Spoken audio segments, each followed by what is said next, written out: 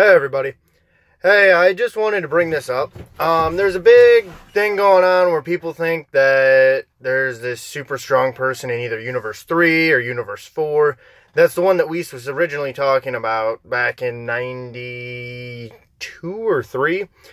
But I just want to debunk this because just because we haven't seen these characters does not necessarily mean they're the strongest characters. There's also 2 characters from Universe 6 that we haven't seen yet, but that doesn't mean that Universe 6 was holding out their strongest fighters ever in their tournament with Universe 7. Just because, for whatever reason, just because we can't see them does not mean they're stronger.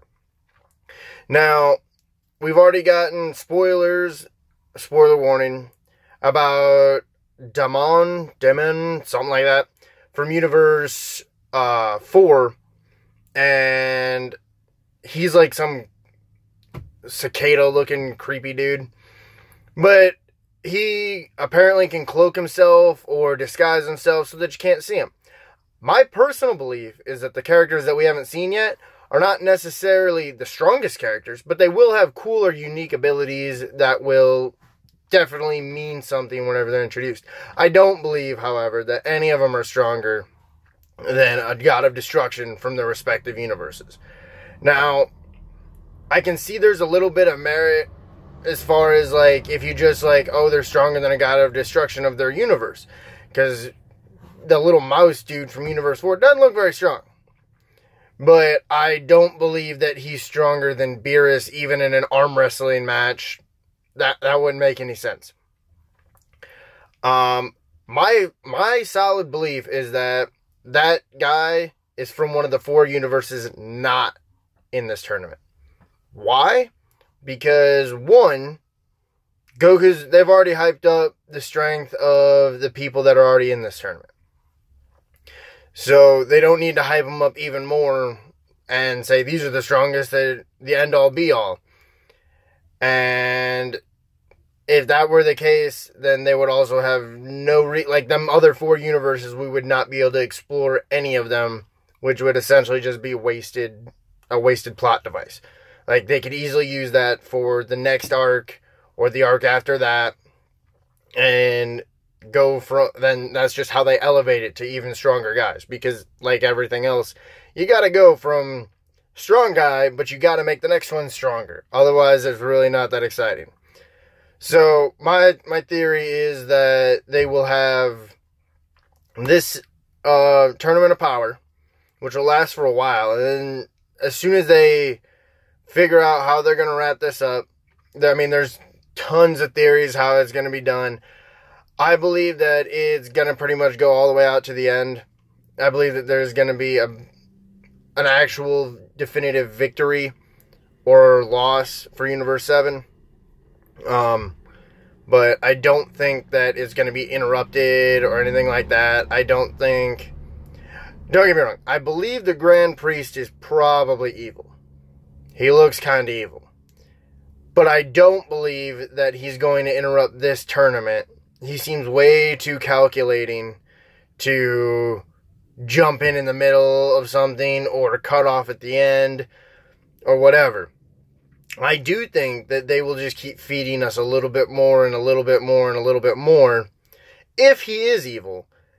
And so this way they can just kind of hint at it a little bit more and make us just want it that much more, so this way they can either deliver eventually or spin it all around and completely catch us off guard. But as I was saying, we don't really have anywhere to go after this as far as power levels, because I mean, you got to go, like I said, you got to go up and up and up. If the guy that's stronger than the God of Destruction is in Universe 3 or 4 or 6 or whatever universe, or is Jiren, either one, if that's the case, and if Goku beats him, or even if Goku doesn't beat him, Goku will at that point no longer care about the strength of Gods of Destruction at all. Their power level won't matter, because either he'll beat Jiren, and if he beats Jiren, that means he's stronger than Beerus, which means Beerus has 0 power over anything that he does. And if he does that, then that means a lot of the other gods of destruction won't really mean a whole lot. Now, if Jiren was just strong, as obviously he is, he's stronger than Toppo. But if he's just strong, but there's still stronger fighters yet, like it's kind of how we left at the end of Z. It's like, well, how could anyone possibly be stronger than Majin Buu? Like, he's the evilest person that ever existed, and they beat him. Like, where do you go?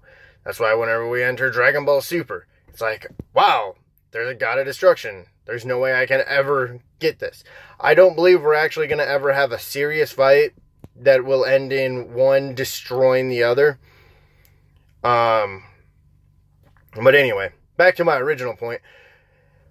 If we go from this arc to another arc that involves the other 4 universes or something along them lines, it adds another arc. Because if Super set it up so that Jiren's stronger than the other fighters, or than the other gods of destruction, then at that point, you have to jump to the Omni King. You have to jump to the Grand Priest. You have to jump to angels. Like, and then that has to be the final arc. Because unless they introduce more people that are even stronger, that's the only place you can go up. Now, I get a lot of people are talking about, oh, well, why would he bring it up if it wasn't even relevant? First of all, we're talking about Whis. Why wouldn't he? It was a chance to get a dig on Beerus. I mean, just for comedic effect, like, it could just be for comedy. And foreshadowing that there are going to be people out there. Their entire conversation was started on Goku trying to convince everyone that they needed Frieza. And if what's better to convince people than, hey, you know this guy that even Goku can't beat? Yeah, well, in one of the universes out there, there just so happens to be a guy that's even stronger than him. That's why we need the strongest guys possible. Because I solidly believe Whis does not want Universe 7 destroyed. I mean, he may not agree with Beerus all the time. He may not be happy with all the crap that he has to do. But I think he genuinely cares about them. Like, he takes Goku and Vegeta. He's been spending tons of time with them two.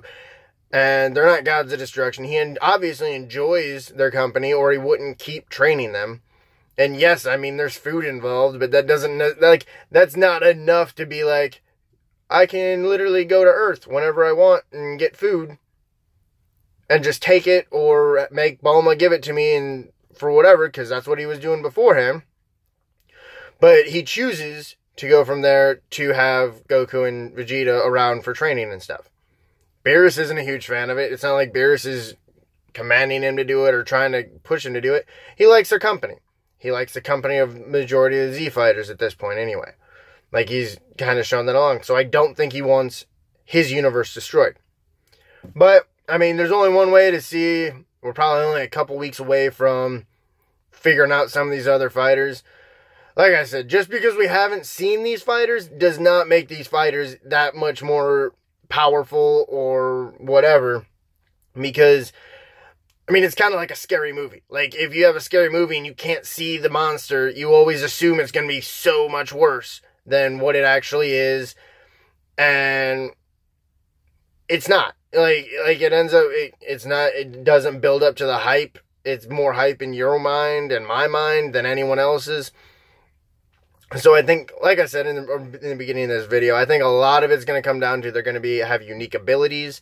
They're going to have cool designs. I think they're going to make a special point in introducing them. But I don't think that they're going to be the most powerful characters that we've ever seen come out of Dragon Ball Super. But that's all I got for today. Hope you guys have a good day, and I'll catch you next time.